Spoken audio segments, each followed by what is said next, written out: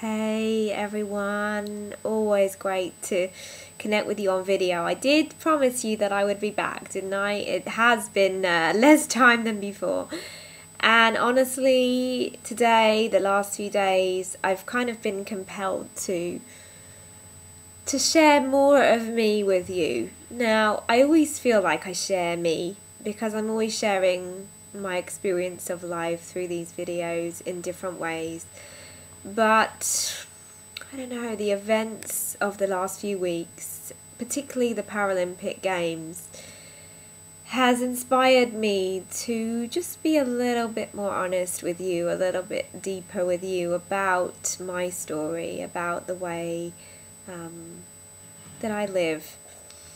And, you know, who hasn't been moved, first of all, by the Paralympic Games? The power of the human spirit, the superhumanness of these people is just incredible, whoever you are.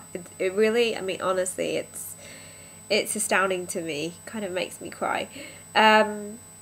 Particularly as I was watching on Sunday, the closing ceremony had a para orchestra playing. In fact, I'd seen an earlier program about them, and it's just nothing short of miraculous. There were people who were paralysed from the neck down, unable to move perhaps more than a finger, unable to speak, unable to hear, some of them, and yet they were still playing music. And as you know, I'm passionate about music, so that was just so moving to me.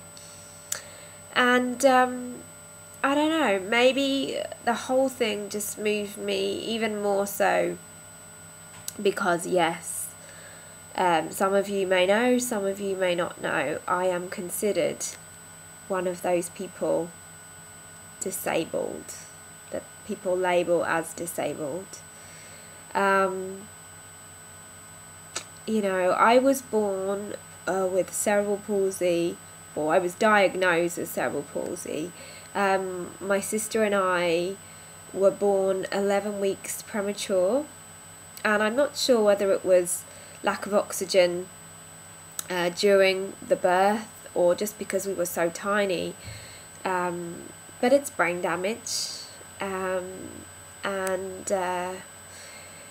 fortunately for me, when I was diagnosed at 18 months, I was already talking a lot.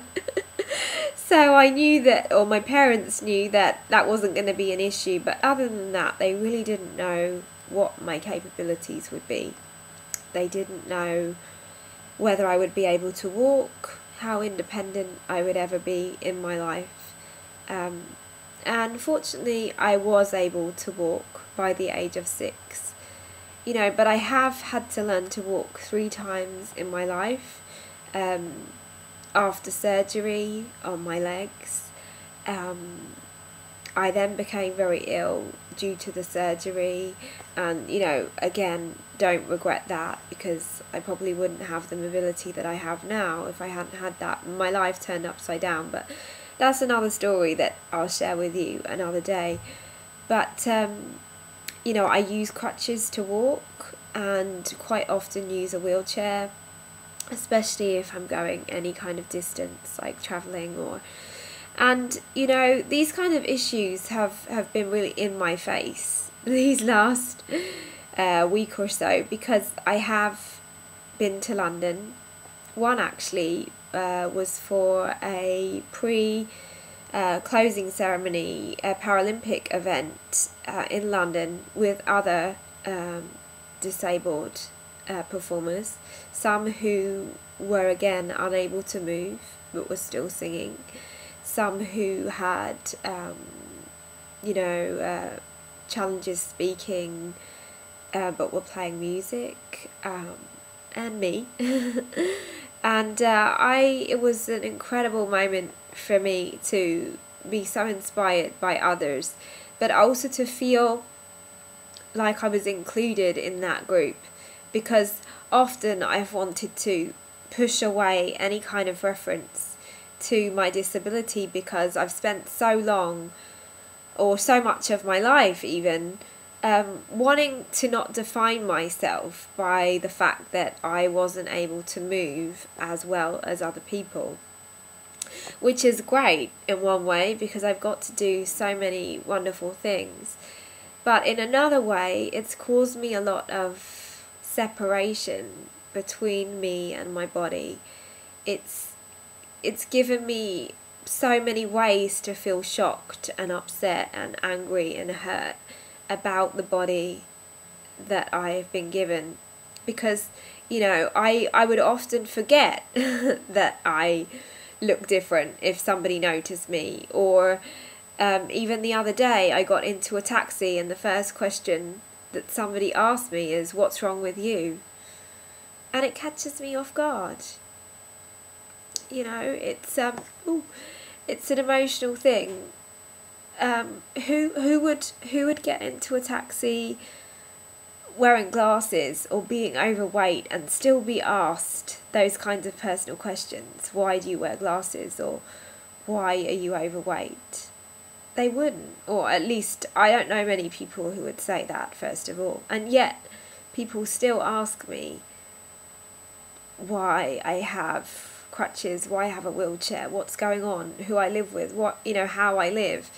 And I don't know, maybe it's curiosity, and perhaps this is why I'm sharing this with you, and so that I can allow some of you to understand where I'm coming from as well, because I know that we're all naturally curious, and ultimately I would much prefer people to understand the challenges I face than never ask me. In fact, I've often said that I would really rather people be honest with me about curiosity or any fears they have or any worries about what's going on with me, because then it's out in the open, and I believe that that's how we're going to change the world, and why the world is being so affected by the recent Paralympic Games, especially here in London. There are so many people whose views and opinions of those with quote-unquote disabilities have changed, and the way that the country is now embracing the fact that, we do have to, have lifts and easy access to our transport system and to all the places. In fact, they're the kind of reasons that have really pushed my buttons, because while I've been in London doing these things and meeting a great friend of mine, I'm forced with the reality that I do need to think, can I get here? What kind of help do I need? What are they going to think of me? Is the person that they see on a picture the same as are they going to have the same reaction to me? Interestingly, and now here's I keep getting emotional. Here's something really honest for you. We have Facebook, we have pictures. Up until recently, I really hadn't shared many at all that were from any lower than the waist down, because I felt self-conscious. I didn't want people to make a big deal about my legs or the fact that I was in a wheelchair. But quite honestly, it was all me, right? I just felt uncomfortable about people seeing me in that way, because I wanted to be one of the crowd. I wanted to be one of everyone. But the truth is I'm not, and I never will be.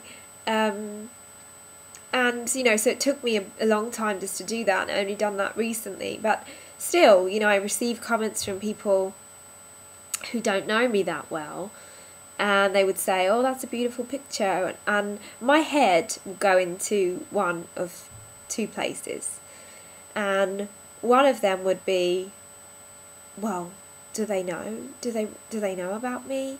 And what would they think if they really knew about my body? Would they still think I'm beautiful? I know. And the other one would be, well, if they know, maybe they're just saying that because they think that they should be nice.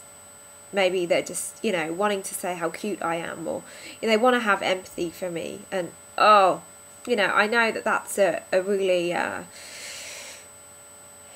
kind of crazy thing, right? It really is crazy. But ultimately, regardless of whether you have the challenges that I do, how often do we give ourselves a reason or excuse why we are less than somebody else?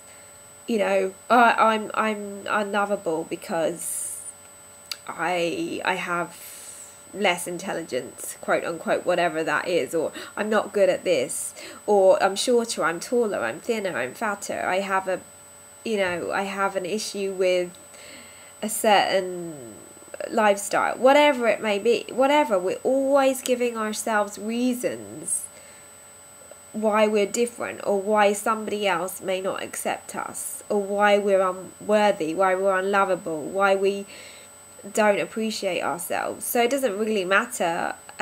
You know, of course, I'm talking to you about my particular physical issue, but I've also had emotional and mental issues, you know, growing up too. So I relate to that, and I understand in some way that people have told me, well, at least Anna, you know, you do get empathy, and I'm kind of jealous of you. Some people have said that to me because they know that I get support, because people see that I need help, whereas when you're suffering in silence, that's not an easy thing, right?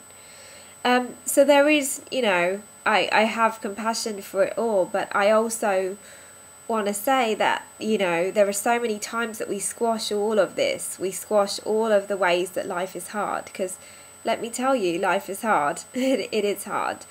But maybe by me sharing this with you, I'm also wanting to kind of relieve myself of some kind of thing that makes me feel like I need to be a certain way, or that I shouldn't put too much emphasis on it because, oh, you know, that's not really who I am. But the truth is, it is me. You know, my body is still how I get to be here, and you know, whatever challenge we have, there are going to be days where we do feel it's unfair, or we do feel limited, or we do feel like people are watching us. But I'm starting to care less. I'm starting to just live my life, and I have so many great people in my life who love me regardless. And I'm just going to take that to a new level, and really embrace my self-consciousness, embrace these moments that make me feel really vulnerable, like on a video, because I think that that's in the end what frees me, what changes me, and therefore perhaps maybe changes someone else. So I'll share more with you soon, but I just wanted to start with this, and I thank you so much for listening to me. Take care. Bye.